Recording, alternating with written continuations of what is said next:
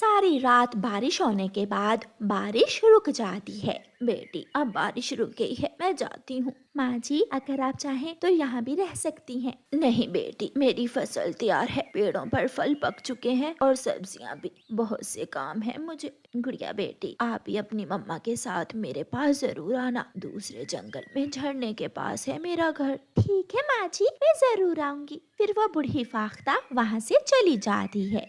दिन और रात गुजरते के और फिर आहिस्ता आहिस्ता चिड़िया और कौवे वाले जंगल से दाना पानी खत्म होने लगता है। मर गया, मैं तो भूख से मर गया। सुबह से खाली पेट हूँ। चिड़िया अभी तक एक दाना भी नहीं खाया। कबूतर भैया, मेरी बेटी भी भूखी है, सब भूखे हैं। ये दाना मेरा है। ये दाना मैं खाऊंगा, ये मैं लाया हूँ।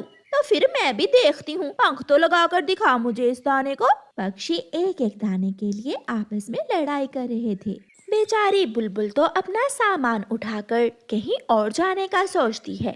बुलबुल, कहाँ जा रही हो? चिड़िया बहन, अब इस जंगल से दाना तो मिलने वाला नहीं। मैं अपनी बहन वाले जंगल जा रही हूँ। क्या घर है आपका वहाँ? नहीं, मैं घर बना लूंगी। अगर जिंदा रही तो सब हो जाएगा। बुलबुल आगे बढ़ती है। मम्मा, भूख लगी है। बेटी, सच बताऊं तो मैंने भी सुबह से कुछ नहीं खाया, मैं भी खाली पेट ही हूँ। मम्मा, अगर यहाँ रहे तो सब मर जाएंगे। क्यों ना हम उस बूढ़ी माँ जी के पास चले जाएं, जो उस दिन बारिश में हमारे घर आई थी।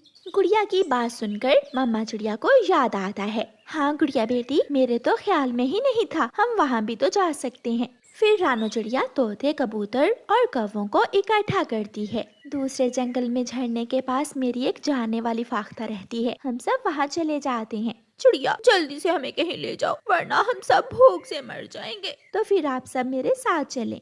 चिड़िया अपने सारे दोस्तों को लेकर दूसरे जंगल चली जाती है। मम्मा, वो रहा झरना और बड़ा सा घर, ऐसा घर ही बताया था उस बूढ़ी माँ जी ने। चिड़िया और उसके दोस्त वहाँ पहुँच जाते हैं। चिड़िया घर के दरवाजे पर दस्तक देती है। बूढ़ी फाख्ता दरवाजा खोलती है। उसे देखकर तोता, कौवा और कबूतर अपना मुंह दूसरी तरफ कर लेते हैं। माँ जी, हमारे जंगल में दाना पानी खत्म हो गया है, इसलिए मैं अपने दोस्तों को लेकर यहाँ आ गई हूँ। कौवे और तोते बेटा, मुंह मत छुपाओ। जो तुमने किया वो तुम्हारी परीक्षा थी, और जो मैं करूँगी वो मेरी परीक्षा है। आप सब अंदर आ जाइए और जी भरकर दाना खाइए। फिर चिड़िया के सारे दोस्त बूढ़ी फाख्ता के घर चले जाते हैं और जी भरकर दाना खाते हैं। गोरी कव्वी पेड़ के पीछे छुप कर बैठी हुई थी। रानो चिड़िया और मिठू तोता दाना इकट्ठा कर करके टोकरी में रख रहे थे। तोते भैया, दाना तो हो गया, अब हम कहीं से मीठा फल भी ढूंढ लाते हैं, बच्चे खुश हो जाएंगे।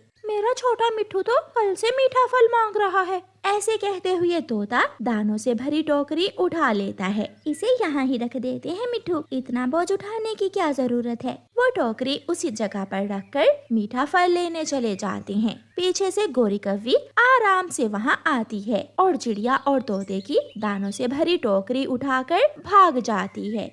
ये दाना मेरे जग्गू का और ये चने का दाना मेरा हुआ। मेरे लिए क्या लाई हो? गोरी, मुझे भी कुछ खाने को दे दो। मैं दाना अपने लिए और अपने बेटे के लिए चुरा कर लाई हूँ, तुम्हारे लिए नहीं।